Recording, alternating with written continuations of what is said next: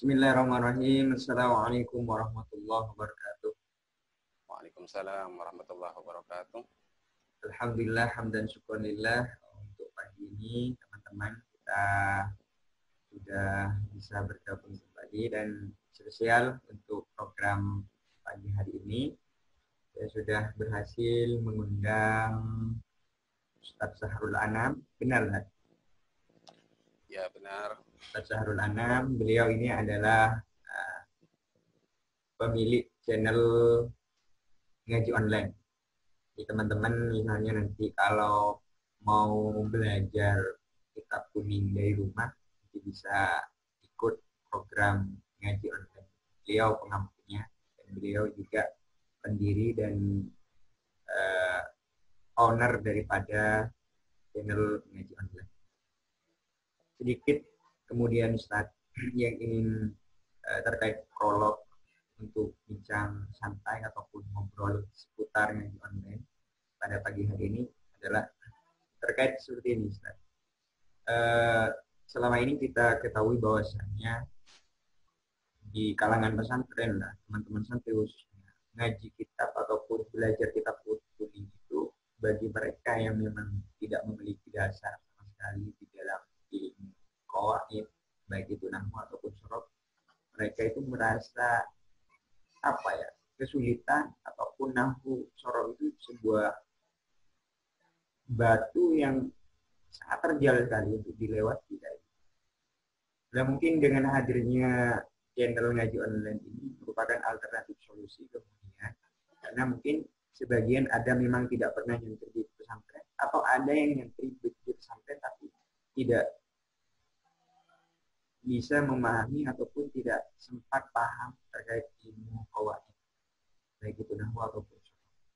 Mungkin berikan dulu, Ustaz, apa alasan kalian itu membangun channel ngaji online? Apakah memang ada tujuan tertentu, ada keterlanjutan, sustainable learning istilahnya, keberlanjutan belajar yang dari pondok setelah pulang ataupun lulus dari pondok?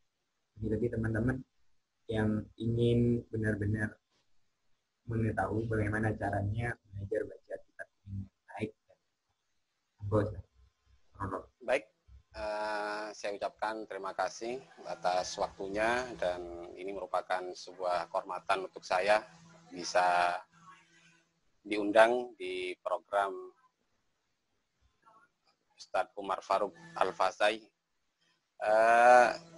Seperti ini, sebagaimana disampaikan bahwa saya bergerak di program ngaji online sebagai owner, dan ini sebenarnya pertama saya berangkat dari sebuah iseng lah, karena tidak ada niatan. Bahkan latar belakang saya sendiri itu adalah pondok pesantren Membaul Ulum Bata-Bata yang notabene salaf lah. Tidak ada istilah dalam tidak ditemukan di pondok pesantren Membaul Ulum Bata-Bata diajarkan secara secara terstruktur mengenai pembelajaran online ya. Apalagi dulu saya masih tahun 2004 sampai 2013. Hanya saja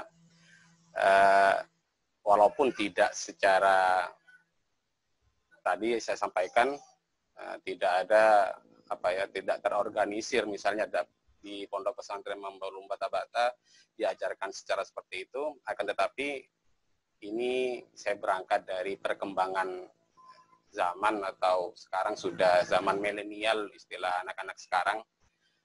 Dan kebetulan ya, walaupun di pondok itu tidak ada istilah online, tetapi pelajarannya offline, dan itu memang hendaknya seperti itulah.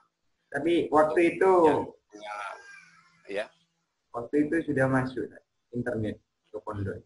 Kalau pada waktu itu sebenarnya sudah masuk. Kebetulan di pondok ketika sanawiyah, karena saya sudah masuk ke pesantren Muba, sudah punya ijazah sanawiyah, kemudian lanjut pada aliyah.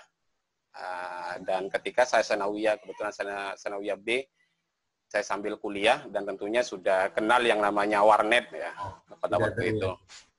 Nah, namun belum ada istilah flash disk atau apalagi apa namanya streaming seperti sekarang seperti itu. Kita bisa pembelajaran itu dilakukan secara streaming, bisa dilakukan secara online. Dulu sebenarnya ketika kuliah ya kita sudah kenal namanya warnet, kemudian ketika kuliah juga diajarkan presentasi dan lain sebagainya. Dan ini saya berangkat dari hobi saya, yaitu sering membuat sebuah ringkasan melalui PowerPoint misalnya. PowerPoint, presentasi PowerPoint. Apalagi setelah itu saya berangkat ke Kabupaten Berau, membantu di salah satu pondok pesantren yaitu Al-Khalil di sini. Kebetulan saya sudah S1, kemudian sering mengikuti pembelajaran, metode pembelajaran. Dan tentunya ketika bicara multimedia, yang namanya guru tidak akan lepas dari yang namanya PowerPoint, kemudian pembelajaran lain sebagainya. Maka berangkat dari itu saya coba karena pengalaman ini sebenarnya pengalaman tidak lepas dari pondok pesantren membawa ulum bata-bata karena hampir 10 tahun, kemudian saya juga bergerak di bidang kutubiyah, kemudian saya pernah juga menjadi direktur di pondok pesantren, direktur M2KD yang Majelis Musyawarah Kutub Diniyah tahun 2011 tahun 2012, yang mana di situ tahun tersebut dirintis yang namanya program Prakom. Prakomisi yang sampai saat ini ya tentunya kita tahu masih eksis dan masih banyak juga lulusan, bahkan sekarang ada minikom kah, dan banyak lagi yang pecahan-pecahan dari program M2KD. Ini sebenarnya program M2KD karena tutornya memang anak-anak M2KD pada waktu itu. Iya. Untuk dulu waktu Ustadz Mundo di Bata-Bata itu, apakah teman-teman masih manual ketika misalnya cari ibarah ketika musyawarah itu, atau sudah ada yang seperti komputer, seperti aplikasi Maktabah Syamilah ataupun Maroji'un Akbari? Ya. Ada Maroji'. Kebetulan ya di situ pada waktu itu sudah ada yang namanya kitab digital, walaupun itu bukan ke e-book seperti sekarang, bisa diakses melalui Google atau lain sebagainya. Pada waktu itu masih menggunakan Maktabah Syamilah. Dan bahkan saya sudah pernah sebelum ada Maktabah Syamilah itu pernah mengetik juga. Bahkan sampai sekarang saya masih hafal ngetik Arab karena berangkat dari M2KD. Kemudian ini berangkat dari pertanyaan tadi, walaupun saya sedikit panjang lebar tadi jawabannya. Yeah. Sekarang pada inti dari pertanyaan bahwa berangkat dari latar belakang yang mana saya juga hobi dalam bidang nahwu sorof, kemudian kebetulan saya juga pernah iklan kitab Alfiyah. Berangkat dari itu, kenapa saya tidak hadirkan melalui sebuah pembelajaran ya yang bisa diakses oleh semua orang. Walaupun secara offline saya sebenarnya sudah ngajar, secara offline itu saya sudah ngajar di pesantren. Kemudian saya coba pada tahun 2017, saya mencoba slide. Itu satu slide. Saya upload, kemudian tahun 2018, karena ditanyakan kenapa tidak upload lagi, saya upload. Berarti itu tidak sengaja kan? Berangkat dari iseng. Masa 1 tahun itu baru upload, kemudian tahun berikutnya. Jadi pas tahun 2018 akhir itu saya sudah mulai coba menepati atau mengiyakan dari teman-teman yang meminta untuk sering mengupload pembelajaran nahwu sorof. Dan akhirnya sampai sekarang kami berlanjut pada program kursus seperti itu setiap bulan. Dan itu sebenarnya memang kalau belajar offline untuk dasar itu lebih efektif daripada online. Karena kendalanya adalah sinyal, kemudian ya bicara tentang masalah barokah ya tentunya itu lebih barokah yang namanya offline karena itu bermuwajahah, kemudian ya lebih ikatan emosional itu lebih dekat kalau offline seperti itu. Namun yang saya pikir itu seperti ini, ketika banyak teman-teman yang sudah belajar nahwu sorof dasar, akan tetapi sulit untuk menemukan sebuah tutor yang membimbing ketika praktik. Karena terus terang, ketika kita sudah menguasai dasar nahwu sorof, kemudian tidak mengaplikasikan pada praktek, itu sulit untuk bisa baca kitab. Dan prakom itu yang menjadi inspirasi saya, bahwa belajar baca kitab itu sebenarnya cepat. Berarti prakom itu sambian salah satuan penyusun. Kenapa? Kenapa? Yang menyusun prakom itu sambian gitu. Ya, diantaranya saya termasuk tim pada waktu itu, yang dikomandani ya, dikomandoi Ustadz Bukhari Muslim, yang sekarang sudah beliau ada di Mesir dan teman-teman yang lain. Berangkat ini sebenarnya ya tidak lain, pemikiran ini sebenarnya tidak lepas dari latar belakang saya, dan itu jasa dari guru besar saya ya Gus Thohir. Tentunya beliau selalu mempunyai ide-ide yang cemerlang. Kemudian beliau itu mengatakan bahwa belajar baca kitab itu sebenarnya cepat. Untuk menguasai dasar-dasar baca kitab itu cepat. Bahkan saya sering sampaikan juga ke teman-teman yang mengikuti program online bahwa cukup bermodal jurmiyah. Bayangkan, ini di pesantren, di pondok ya, kita tahu bahwa jurmiyah itu siang malam dari musola kemudian pindah ke asrama, itu jurmiyah. Itu memang dasar untuk bisa baca kitab. Untuk bisa baca kitab, itu cukup jurmiyah, kemudian hafalkan Al-Amsilatul Tasrifiyah. Maka tak heran ketika kelas 6 MI di pondok, kalau di level A itu biasanya ke Sanawiyah kan? Iya. Nah, itu wajib menghafalkan sebagai persyaratan naik kelas, hafal kitab Al-Amsilatul Tasrifiyah. Namun kesulitannya adalah ketika sudah menguasai materi-materi tersebut, materi-materi dasar, itu tidak ada tutor yang membimbing. Yeah. Dan itu dulu di pondok saya tidak pernah ada secara formal lah mengikuti program seperti itu. Beda kalau sekarang anak-anak cepat ada yang namanya prakom, bahkan untuk usia kecil, Nubdatul Bayan itu sudah punya terobosan yang luar biasa seperti itu. Dulu tergantung dari ustadznya, apakah ustadznya itu mempunyai metode untuk mempercepat atau tidak. Dan didukung dengan musyawarah di kelas seperti itu. Jadi saya berangkat dari itu, ternyata yang lebih sulit itu adalah pembimbing prakteknya. Ya memang kesulitan teman-teman selama ini yang saya juga alami terkait baca kitab itu ketika fase praktek itu. Mungkin sampean punya terobosan baru terkait metode praktek yang lebih efektif. Ya, untuk metode praktek itu tidak lain ya harus dengan sistem sorokan memang, atau dikenal dengan pesantren-pesantren namanya sorokan, artinya membaca untuk membiasakan ya, untuk membiasakan. Jadi biasakan untuk membaca, kemudian baru kita analisa nahwu sorofnya. Sejauh ini berapa persen kesuksesan untuk yang ikut, anggaplah di program ngaji online? Dari peserta itu berapa persen teman-teman peserta ngaji online sukses bisa baca? Ya, saya sadari bahwa teman-teman yang mengikuti itu memang sudah punya dasar, dan itu membantu saya, bukan berangkat dari nol.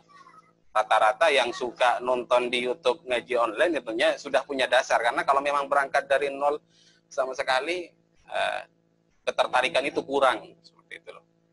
Jadi kalau sudah punya dasar kemudian merasa untuk melanjutkan, maka ikut program tersebut. Namun saya masih memberikan materi berupa materi nahwu sorof dasar sebagai